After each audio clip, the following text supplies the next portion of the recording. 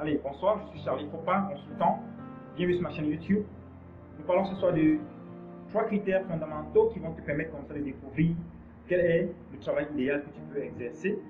N'hésite pas à t'abonner et à partager la vidéo avec quelqu'un qui en a besoin. On écoute et on revient. À tout de suite. Donc, comme nous le disions tout à l'heure, 3 critères essentiels seront nécessaires pour choisir votre métier idéal. Idéal parce que nous voulons un métier qui vous permette comme ça de vous épanouir. Et donc, nous disons que 3 questions seront nécessaires pour pouvoir effectivement identifier ce métier idéal. La première question sera de savoir, est-ce que ce métier que je veux choisir me correspond véritablement? Est-ce que je suis passionné par ce métier? Deuxième question sera de savoir, quelle est la valeur que ce métier pourra apporter aux autres? Et la troisième question sera de savoir, est-ce que j'ai la capacité d'exercer ce métier? Et donc, pour répondre à la première question, nous allons devoir nous poser 3 grandes questions. Celle de savoir, qu'est-ce qui nous plaît? Qu'est-ce qui te plaît véritablement, toi qui m'écoutes? Qu'est-ce qui te motive? Et qu'est-ce que tu veux véritablement? Il y en a des personnes qui aiment voyager, il y en a qui aiment travailler seul, il y en a qui travaillent facilement en équipe, il y en a qui n'aiment pas ceci, il y en a qui n'aiment pas cela, il y en a... Chacun a son profil, chacun a ce qui le motive, chacun a ses valeurs. Donc, il faut ici pouvoir se connaître véritablement. Il faut connaître quelles sont les expériences qui vous ont façonné au cours de votre croissance. Il faut donc faire une introspection sur vous-même pour découvrir quel métier pourra effectivement vous correspondre. Donc, cela, ce sera dans la démarche que vous devrez suivre pour pouvoir y arriver. Et ensuite, une fois que vous avez vu dans la démarche, nous allons aller à la deuxième question qui consiste à savoir, est-ce que le métier que je choisis aujourd'hui pourra apporter de la valeur aux autres? Est-ce que les futurs clients, est-ce que les futurs employeurs pourront payer pour acquérir, pour obtenir le service que mon métier va offrir? Et donc, à ce niveau, il faut comprendre que les gens ne vous payent que lorsque vous allez leur apporter de la valeur. Ils ne vous payent pas si vous ne leur apportez pas de la valeur. Et donc, il va falloir ici véritablement regarder autour de ce métier-là, comment est-ce que vous pourrez faire pour qu'il puisse apporter de la valeur, améliorer les autres, contribuer à quelque chose. Et ensuite, et enfin, nous devions voir, est-ce que j'ai la capacité d'exercer mon futur métier? Et donc, il faudra analyser l'écart qui est entre votre situation actuelle et la situation où vous voulez aller.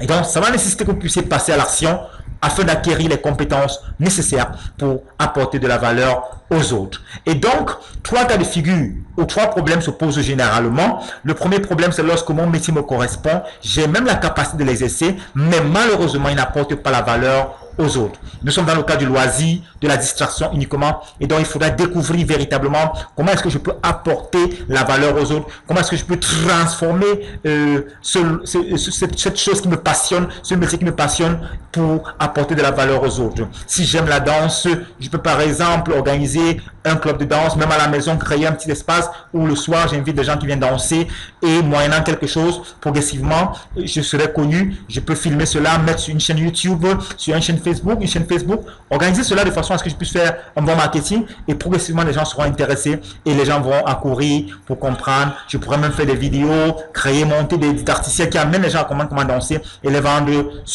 à l'international. Donc autant de choses qui peuvent aider comme ça à transformer un métier afin qu'il puisse apporter de la valeur parce qu'on a la capacité de l'exercer. En deuxième point, on a le problème où le métier me correspond, il apporte même la valeur aux autres, mais malheureusement, je n'ai pas la capacité de l'exercer. On est dans le cas du rêve, mais la solution également existe parce qu'il suffira d'investir dans une formation afin de combler l'écart, afin de pouvoir réaliser ce rêve.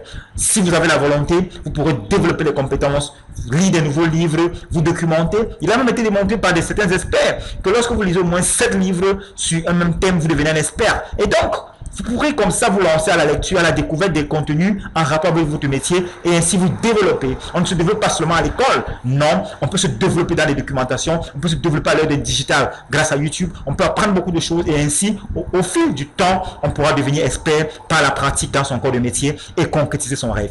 En troisième point, j'ai la capacité d'exercer mon métier, il apporte de la valeur aux autres, mais malheureusement, il ne me correspond pas. En d'autres termes, je ne me sens pas à l'aise dans ce métier, je ne me sens pas à l'aise, je ne m'épanouis pas. Et ça, c'est la grande majorité. Malheureusement, plus de la moitié de la population de la Terre exerce un métier qu'ils n'aiment pas, exerce un métier où chaque matin, pour se lever, c'est difficile, on se sent mal à l'aise parce qu'on est frustré. Et à la fin de sa vie, malheureusement, on a le burn-out et on voit dans beaucoup de pays les gens qui se suicident, les gens qui démissionnent parce qu'ils n'arrivent pas à se réaliser grâce à un métier, malgré le fait qu'ils peuvent payer les factures, ils peuvent payer les quittances d'électricité et d'eau, ils peuvent même nourrir leur famille. Mais parce que nous devons comprendre que tout ne se résume pas à ça dans la vie. On doit s'épanouir dans son travail, on doit se réaliser, on doit pouvoir se sentir à l'aise. Et donc, dans ce cas-là, il faudra découvrir sa passion, devenir un esprit de sa personne. Et CF Consult également est là pour vous aider si vous avez ce souci. Nous pouvons vous accompagner dans cette démarche à découvrir ce qui fera le déclic dans votre carrière et ainsi vous pourrez véritablement embrasser cette autre carrière qui, elle, va vous amener à vous réaliser parce que vous serez passionné. Et donc, nous disons ici finalement que c'est quoi le métier idéal? En termes simples, c'est la combinaison de ces trois éléments. Et c'est-à-dire avoir un métier qui me correspond, avoir un métier qui apporte de la valeur et être en mesure de l'exercer. Cela, c'est le métier idéal. C'est cela qui peut vous amener à vous réaliser. Comme l'a dit quelqu'un un jour, faites le métier que vous aimez et vous ne travaillerez jamais sur la terre. C'était en fait ça mon message ce soir pour vous dire le métier idéal c'est possible, mais si nous prenons en compte tous ces éléments, nous pourrons le réaliser. Alors, je vous laisse sur ce. Merci d'avoir écouté, merci d'avoir regardé cette vidéo. C'était Charlie Fopa ce soir pour encore une fois de plus vous dynamiser. La semaine prochaine, nous commençons avec l'enseignement des dimanches sur la démarche scientifique. Ça s'appelle le projet professionnel. Nous verrons la première étape de la semaine prochaine. Et ainsi, je pense que notre vision de voir les vies transformées s'accomplira en cette année. Bonsoir. Je vais terminer sur cette note d'un auteur. L'avenir appartient à ceux qui ont la foi et qui croient en la beauté de leur rêve. Ce rêve est possible. Ce rêve, ce travail dont tu as toujours rêvé, cette carrière dont tu as toujours rêvé, c'est possible. On a toujours le choix. Et même ne pas choisir, c'est déjà un choix. Tu n'as peut-être pas choisi d'être dans cette situation, mais tu as le choix d'y rester.